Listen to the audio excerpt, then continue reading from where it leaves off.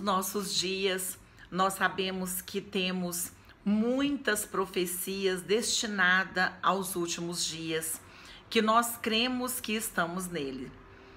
Mas é necessário que nos levantemos para buscar o tempo todo a sobriedade que a palavra de Deus nos ordena que vivamos nela.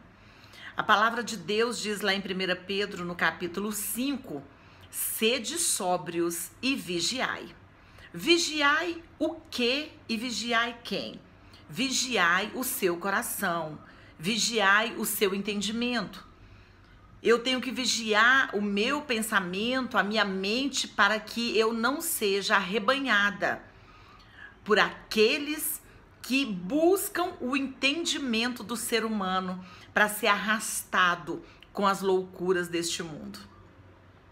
Nós vemos nos nossos dias a prática de chamar Deus de louco, de chamar sua obra de loucura, e nós vemos que isso é praticamente uma blasfêmia contra a obra de Deus. Mas nós temos visto que virou um modismo e todas as pessoas se submetem, dão risada, dizem amém. A palavra de Deus, ela diz que nós devemos ser sóbrios o tempo todo. Por isso que ela diz sobre o uso do vinho. Não embriague com vinho, ou seja, não busque nada que roube o seu entendimento e a sua sobriedade. Busque o Espírito Santo, porque ele sim vai te dar sobriedade, ele vai resgatar sua mente e vai te ensinar, te alinhar com a palavra de Deus. Nós vemos a prática nos nossos dias de chamar uma pessoa que usa a verdade de louca, uma pessoa que cultiva a lealdade de louca, uma pessoa que tem coragem, tem honestidade, que trabalha com a consciência de louca.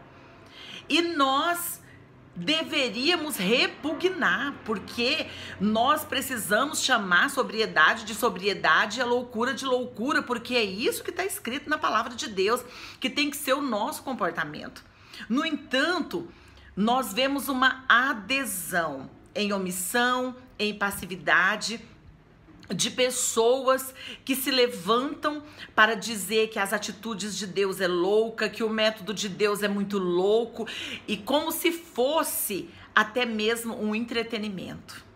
Que nós tenhamos cuidado, meus irmãos, porque a palavra de Deus acerca dessa metodologia de palavreado mundano, a palavra de Deus ela é muito clara.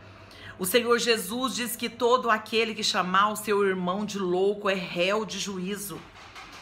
O Senhor disse também na sua palavra que ele escolheu as coisas sem valor, as coisas fracas e as coisas loucas deste mundo para confundir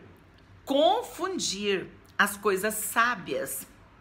Ele não diz que ele escolheu pessoas loucas, mas coisas loucas, como o cântaro de Gideão, para trazer a vitória, como os lenços de Paulo para levar unção, como a pedra de Davi para derrubar o gigante, porque era a força de Deus que precisava ser evidenciada, e isso nunca foi loucura. O Senhor diz que ele escolheu as coisas fracas para ficar claro, para não deixar dúvida que o poder que está operando é o poder dele. Então ele escolheu coisas, não pessoas loucas. Até porque o Senhor diz que o vil, o louco, o sem entendimento, ele padece muitas dores e ele vive em vergonha e não em honra. Nós precisamos meditar na palavra de Deus e sair desse envolvimento que este mar chamado mundo tem se levantado para envolver e tem envolvido a muitos. As ondas deste mar têm arrastado o entendimento de muitas vidas. Talvez por isso se chegou o ser humano inteligente, o ser humano que foi feito para ter discernimento, para raciocinar, para responder segundo um pensamento limpo. Chegou ao ponto, algumas pessoas, de não saber mais se é homem ou se é mulher, porque perdeu-se a identidade. Quando você passa a concordar com o mal passivamente, omissamente, no seu silêncio, que você não se levanta para poder falar, eu não faço parte disso. Porque a palavra de Deus diz que essa prática, ela é dos filhos das trevas. O Senhor diz que o evangelho, com a metodologia de Deus, com a santidade de Deus e a santidade da palavra, é loucura para aqueles que se perdem. Não para aqueles que conhecem a verdade, não para quem tem entendimento. Quando a gente vai falar do evangelho para uma pessoa que tem entendimento, ele fica maravilhado. A pessoa fica assim, meu Deus, fala mais, eu não imaginava que era desse jeito. É lindo demais a palavra de Deus, porque ela identifica com os padrões de uma sã consciência. É algo que qualquer pessoa se alegra em ouvir. Quando não tem mais o entendimento, então aí não tem como mesmo ter a palavra de Deus em honra. Mas que nós sejamos sóbrios e não façamos parte dessa prática tão condenada pela palavra de Deus, de buscar palavreado de loucura para se referir à consciência, para se referir a atitudes de sobriedade, a atitudes de uma sã consciência, que nós não venhamos fazer parte disso. Nós estamos aí à beira das nossas eleições e nós precisamos fazer a diferença em tudo, em tudo.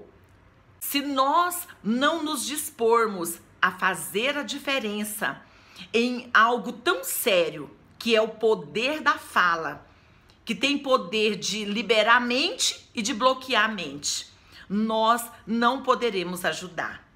Nós precisamos contribuir, nós precisamos, além de jejuar pelo nosso país, pelas nossas autoridades, pelas nossas eleições, nós precisamos realmente abraçar a palavra de Deus na sua postura, na maneira de falar, para que nós possamos ser útil em toda nossa maneira de viver. É o que Deus espera de nós, que venhamos responder ao propósito de Deus. Que Deus te abençoe, em nome do Senhor Jesus. Pense nisso.